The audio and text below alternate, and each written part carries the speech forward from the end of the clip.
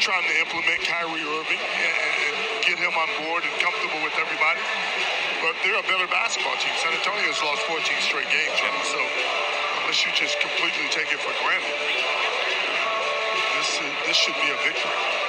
So we did the Chalk Talk game within the game. Sken, I know that was your graphic and your report. I don't know if I did it justice. Is there anything that you wanted to add to the Mavericks and the way they perform in the first game out of the break and the way they performed last year?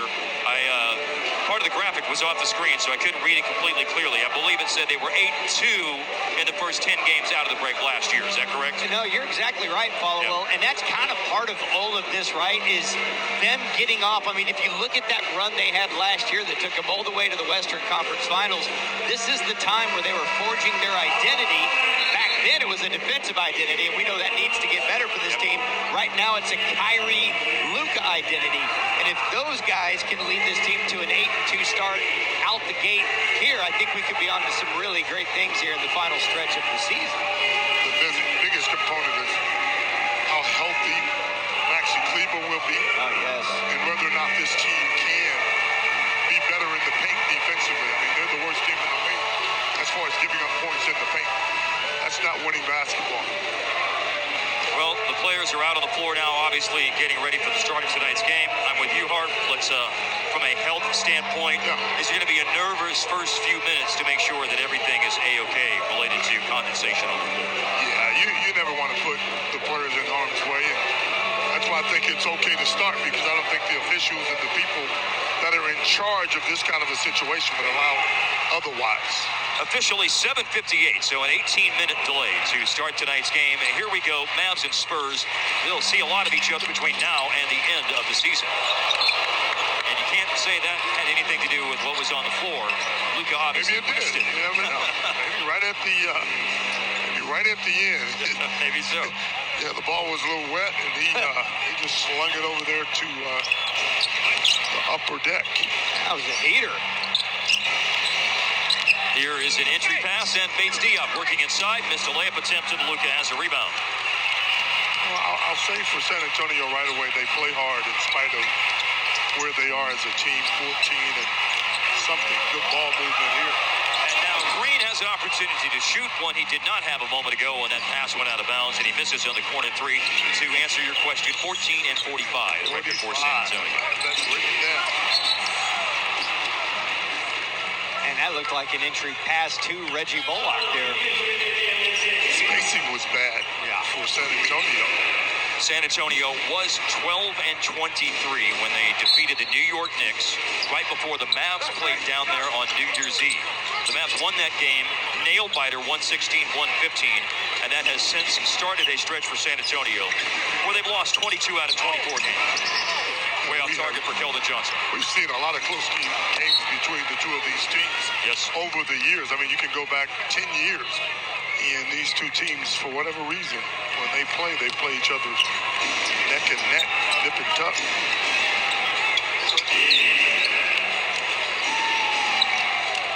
Long time on the inbounds pass for Devontae Graham.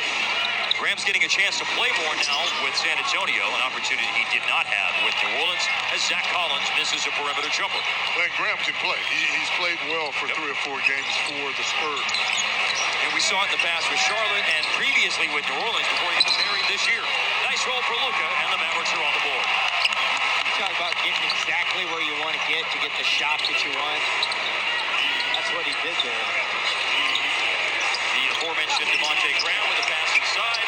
Zach Collins lost it, runs it down, avoided stepping on the baseline, and Malachi Branham, who has been playing quite well in the month of February, drills a three. Plays with a lot of confidence, can put it on the deck, but he can also catch and shoot as a player, so you got to pay attention to him early in this contest. To answer Branham's three, Luka puts one up, but it's no good.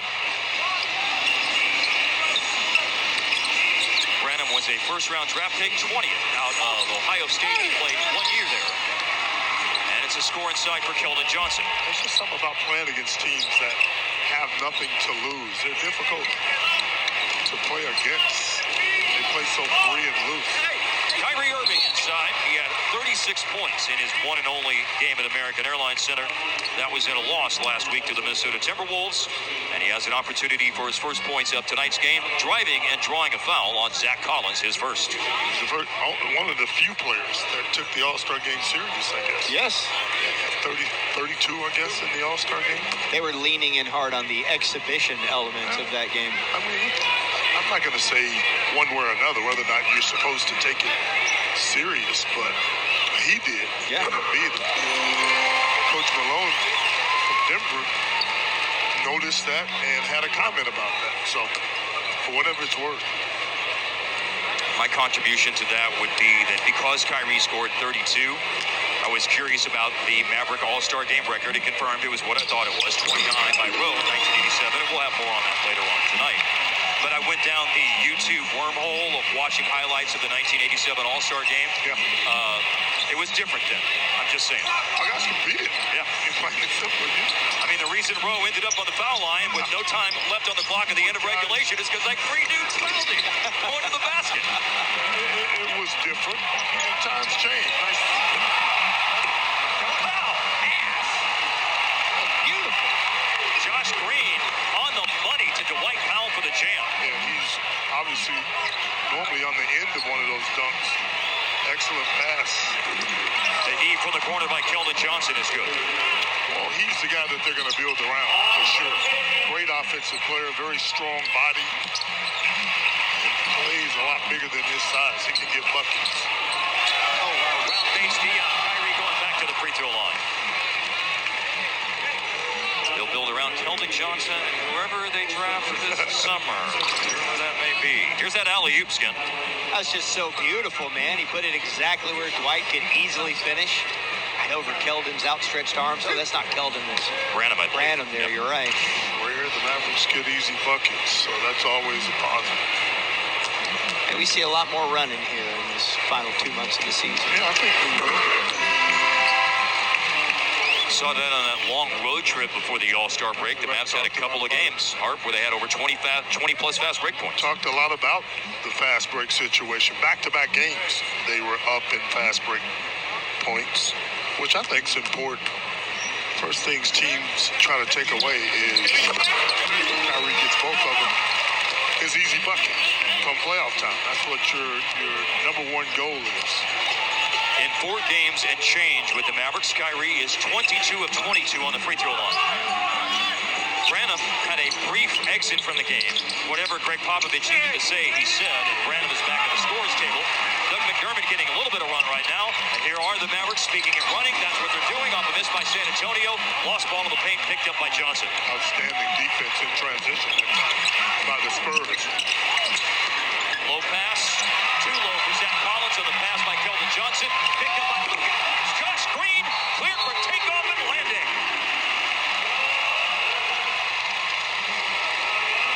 Well, Greg Popovich has called a timeout. The first person he wants to yell at is Robert Hussey, one of the 3 referees. Here is Green. Bam! Dallas in front, 10-8 at home against the Spurs.